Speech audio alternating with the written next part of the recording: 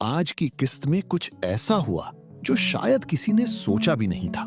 सुंदरी ने बादशाह के सामने साफ कह दिया कि वो सिर्फ गुलाम की है। और फिर वो लम्हा आया जब दो भाई मोहब्बत के मैदान में एक दूसरे के सामने बंदूक लेकर खड़े हो गए। गुलाम बादशाह सुंदरी की किस्त नंबर 39 जज्बात, पिछतावे, जिद, मोहब्बत और इंतकाम से भरी हुई थी।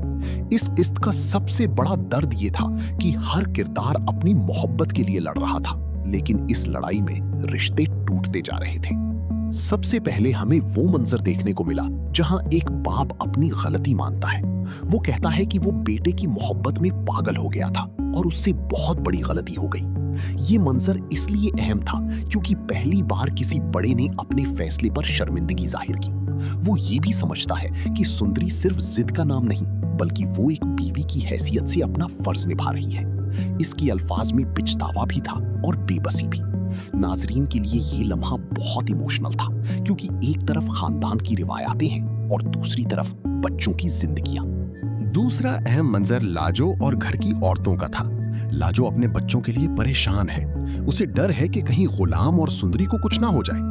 वो बार बार कहती है कि अगर गुलाम वापस ना आया, अगर सुंदरी ना मिली तो वो टूट जाएगी। इस मंजर में माँ की बेबसी साफ नजर आई, लेकिन साथ ही एक बहुत मजबूत बात भी कही गई कि जात, नस्ल और खानदान सिर्फ पहचान के लिए होते हैं, किसी इंसान से जीने का हक नहीं छीन सकते।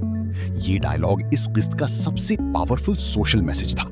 यहाँ ड्रामे ने सिर्फ मोहब्बत नहीं दिखाई, बल्कि ये बताया कि इंसान की इज्जत उसके खानदान या जात से नहीं, उसके किरदार से होती है। तीसरा और सबसे बड़ा मंजर सुंदरी, बादशाह और गुलाम का था। बादशाह सुंदरी को कैद से निकालकर अपने साथ ले आता है, मगर सुंदरी उसे साफ बता देती है कि ये आजादी नहीं, एक नई कैद है। बादशाह का दिल टूटता है, लेकिन वो फिर भी सुंदरी को कायल करने की कोशिश करता है। वो कहता है कि वो उसे इतनी मोहब्बत देगा कि उसके दिलो दिमाग से गुलाम का नाम मिट जाएगा। मगर सुंदरी का जवाब बादशाह के लिए सबसे बड़ा जख्म बन जाता है। वो कहती है कि मोहब्बत जबरदस्ती नहीं होती, इज्जत को कैद नहीं किया जाता, इज्जत का मान रखा जाता है। सुंदरी यहाँ सिर्फ एक महबूबा नहीं, बल्कि एक मजबूत औरत बनकर सामने आती है। वो बादशाह को याद दिलाती है कि गुलाम ने हमेशा उसके एहसानात का ख्याल रखा, लेकिन एहसान का मतलब ये नहीं कि किसी की जिंदगी पर हक जमा लिया जाए। ये बात बादशाह के गुरूर को भी तोड़ती है और उसकी मोहब्बत को भी बेनकाब करती है, क्योंकि अगर मोहब्बत सच्ची हो तो वो महबूब को आजाद करती है, कैद नहीं। फिर वो लम्हा आता है जब सुंदरी हवेली वापस पहुंचती है और गुलाम को फोन करती है। गुलाम की आवाज में बेकरारी, दर्द और मोहब्बत सब कुछ मौजूद था। वो कहता है कि मैंने तुम्हें कहां कहां नहीं ढूंढा।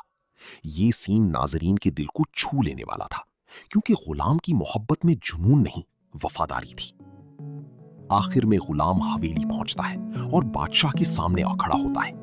दोनों भाई जो कभी रिश्ते और ताल्लुक में जुड़े हुए थे, अब मोहब्बत की जंग में दुश्मन बन चुके हैं। गुलाम कहता है कि सुंदरी सिर्फ मेरी है, जबकि बादशाह कहता है कि इश्क के मैदान में जीतने के लिए सब कुछ जायज है। यहाँ ड्रामा अपनी पीक पर पहुंच जाता है।